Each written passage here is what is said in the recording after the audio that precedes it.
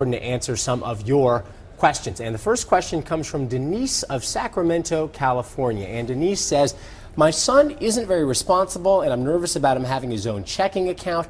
Is there anything you recommend? Yeah, absolutely. I'd recommend that, Denise, look, most banks have a teen checking or teen savings accounts. And what these are, they require a co-signator who is typically the parent. There's a limit to how much the child can take out day over day over day.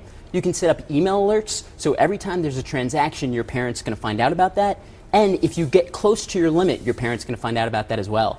If you do overdraft your account somehow by mistake, there's overdraft protection, so you're not paying additional fees. And also there's a section of the bank's website that's specifically for these teen checking accounts, which is written in language that is not alien to teens. It's not kind of jargon heavy. It's something they can understand, that they might want to read and hopefully become a little bit more responsible. I think that's it's like one of those cell phones where your parents know every time you used it. Yeah, a little exactly. Control issue there, but it's probably a good idea. All right, next, Jordan, we have a caller on the phone with a question, and the caller is named Ben. Ben, what's your question for Jordan? Hi there. I'm heading off to college soon, and I'm trying to get everything ready before I go. And one of the steps is opening a checking account. Are there any questions that I should ask my bank so that I can get the best deal? All right, thanks, Ben. Yeah, I think there's a bunch of questions that you want to ask up front. The first one is, not all checking accounts actually pay interest. So you want a checking account that not only pays interest, but has a really good interest rate. Some checking accounts are starting to charge you just to have them. So ask up front, are there any hidden fees? Are there fees? Do I have to have a minimum balance in my account? And if I drop below that, are you going to start charging me? In general, if you overdraft your account by mistake, is there overdraft protection? If not, how much am I going to be charged for having gone over?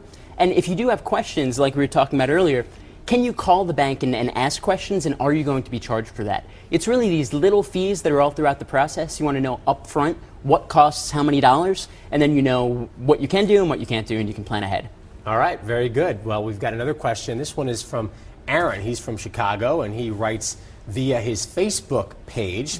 I know that banks offer different interest rates and yields. Instead of just opening an account at my local bank, what's the best way to be smart, choose the best bank, and get the best deals?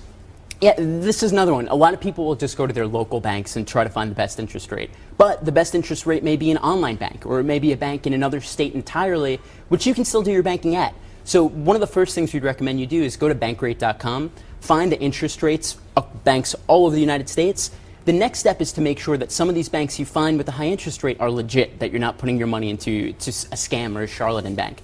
Go to the website of the bank you find with the best interest rate and find out, is this an independently operated bank or is it a subsidiary of a larger bank? Then go to FDIC.gov, use their Find Bank feature, and input the name of that bank. Make sure that it's FDIC approved and certified and that you do have some level of protections. And if it is, you're safe and you can get the best possible interest rate. Nowadays, with banks failing at record rates, you can't afford to not have it be FDIC insurance approved. That's very important, up to $250,000. If that's your first bank account, good for you.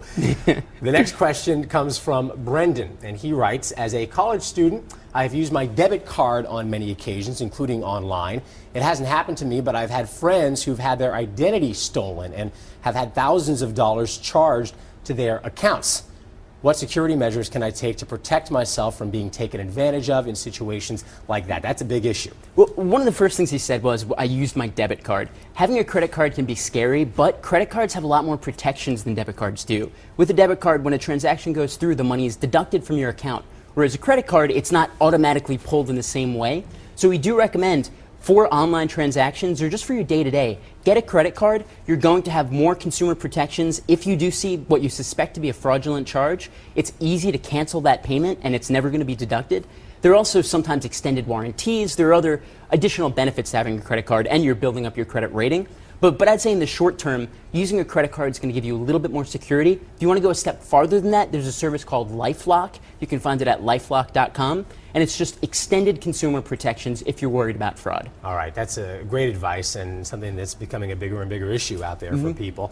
All right, one more question regarding money and college. This one is from Iona of Fort Worth, Texas. And Iona asks, do you have any information about renting college textbooks instead of buying them? I actually read an article about this recently. My granddaughter is entering her second year at Texas A&M University. It could help her working parents if they could take advantage of this or any other money-saving tips. Renting textbooks. Yeah, no, there's a service called campusbookrentals.com, which is really fantastic, and it makes a lot more sense. These textbooks can cost $300, $400. Why not just rent it for a semester, use it then, and give it back at the end and save your money? There's also Chegg.com, which is another great site that you can use to rent textbooks instead of buying.